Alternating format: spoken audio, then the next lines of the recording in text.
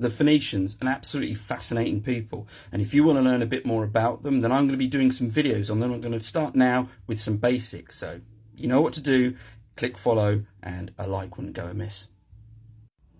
Let's start with the where. This is a map of the Mediterranean, which you may well recognize. The Phoenicians, or their homeland, was roughly what we would term as modern-day Lebanon, and that's right at the far east of the Mediterranean Sea. I've got a bit of a close-up so we can see in a bit more detail. And as if by magic, here we are. To think of the Phoenicians as a single state would be wrong. They weren't. They're actually a collection of city-states that observed or held a similar culture, much like the ancient Greeks of the later period, the Etruscans, that kind of thing. And there are three main cities that we associate with them.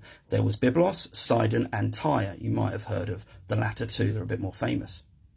In terms of when, that's a really difficult question because, as we'll see, they ranged across the Mediterranean, but there is evidence for Phoenician activity as early as 3000 BC, perhaps even 3400 BC in this region, but obviously more goes on elsewhere, and they were active up until around the end of the Hellenistic period.